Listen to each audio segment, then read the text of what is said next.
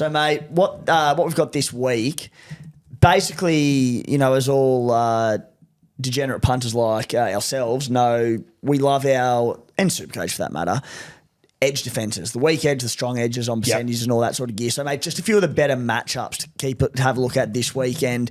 And if we look at Cronulla's right edge, Hines, Ramian and Katoa, they concede 48% of all the Sharkies' tries compared to 31% on the left. Mm-hmm. So that, when we're talking matchups-wise, it brings into contention the left edge of the Canberra Raiders. So that's it's not overly super relevant centre wing, Chris Tamale, you could, but I think it's really good for Hudson Young and Ethan Strange. Yeah, big time. And I would imagine your stats would also point out the Raiders' right edge.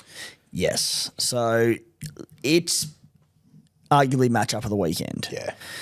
Raiders right edge, Strange, Timoko and Jed Stewart, significantly weaker defensive edge of the Raiders, conceding 52% of all their tries compared to 38% on the left. And, even looking at those numbers, just eye test, it's just clearly the weaker edge, but that's quite a big discrepancy. So at the Raiders, of their right, so the Sharkies left, your boy, Cal Iro. Yep. It brings in Teague Wilton as a sneaky little pod. It brings in Ronaldo Mulitalo.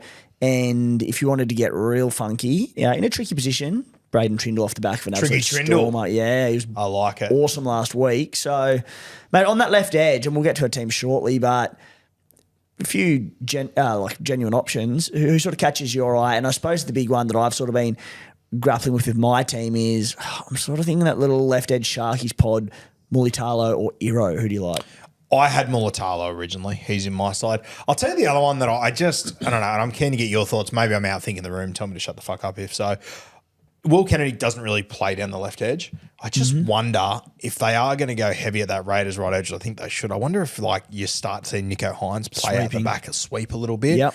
If I was coaching him, it's certainly what I'd be doing. I don't know if it's going to be Trindle or Hines at first receiver, however you want to do it. I'd have one of them sweeping just to create an extra ball player on that edge. It wouldn't surprise me if it is Hines and he collects a stack of points down that side. It's so hard to work out the Sharkies halves dynamic because it changed every week, but you're right.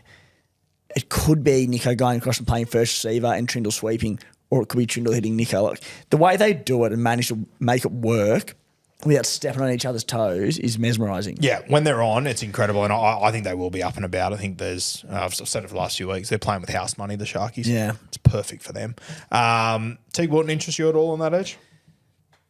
I really like a couple of other back rowers based on matchups. And, Hudson Young is one of them who was outstanding on the weekend, and he runs at that weaker edge, and he's got Nicho Hines, who's been better defensively, but he still has his lapses. So I think the Raiders are going to send a lot through there.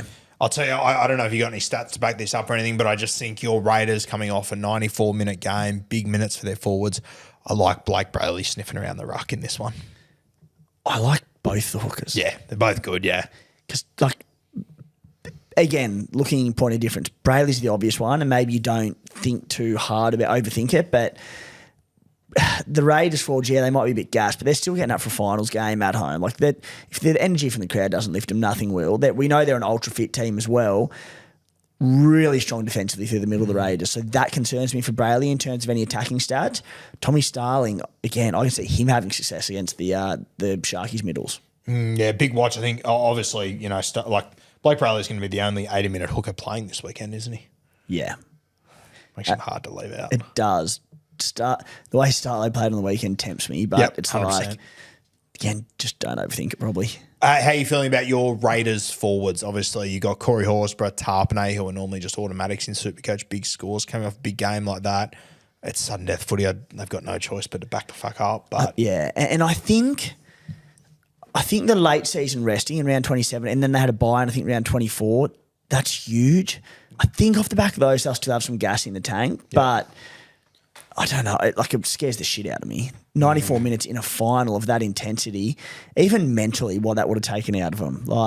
They're a resilient mob, this Raiders outfit, but God, that'd scar anyone, wouldn't it? I think the other thing worth noting with the Raiders pack and whatnot, obviously the game they played in last week, as much as, mate, like it went for longer than the average game, all that sort of stuff, like they also spent A lot of stop-starts. A lot of stop-start. Yeah. This game at night, I watched the Sharkies play last week. I think 20-10, a bit of a tighter game. I think there will be a lot more ball in play in this game. It's a fair call. There's a lot of stops and starts, Heaps. especially across the 94 minutes. Yeah. Like between Simbins and chatting to refs, and there's a lot of tries scored. And yeah, it's a good point. A lot of tries scored, a lot of goals missed. So a lot of there's just a lot going on. So I do think this will be a closer affair. I think that, as per every game in existence, night footy, I think it tends to be a little bit tighter. Yeah. In those, Bit of dew down in the capital. Bit of dew down there. I assume it'll be a little bit colder. Yeah. Than what it would have been the other day. Do we have any weather conditions going into this weekend? I think it's meant to be pretty sort of clear All across sweet? the board. Yeah. Yeah, So okay. the capital on internet flying. Lontel, shout out, how good. Saturday night.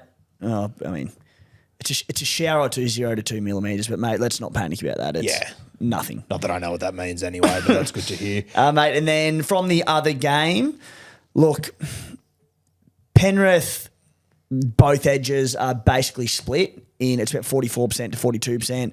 No really major weaker edge, but you saw it last weekend, you've seen it all year.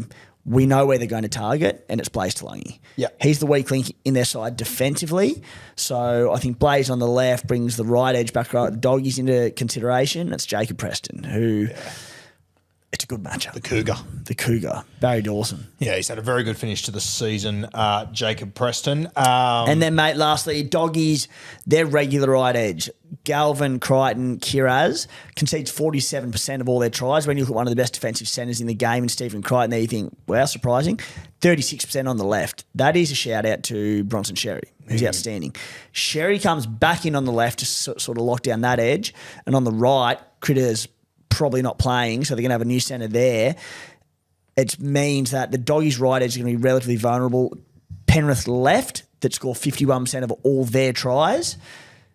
McLean, To'o, who played left, Blaze Talangi himself, Scott Sorensen. Hold on. So you're expecting Bronson to play left or right? Because with Matt Burton will play left, won't he? Oh, yeah. I reckon Cherry's going to play right centre. They'll switch Sherry. I reckon they will. I reckon Cherry will play right centre. Far out. Yeah, that's another big combination switch. Huge, yeah. Unless...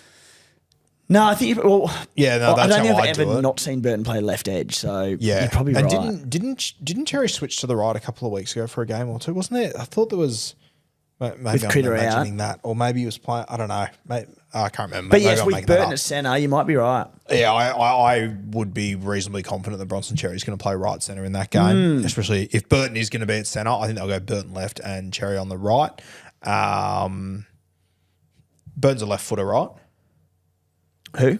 Matt Burton, left foot kicker? Yeah. Yeah, so you need to have him on the left side of the field. You can't have him on the right, I don't think. He's always been left. Yeah, so he'll play left side. Interesting.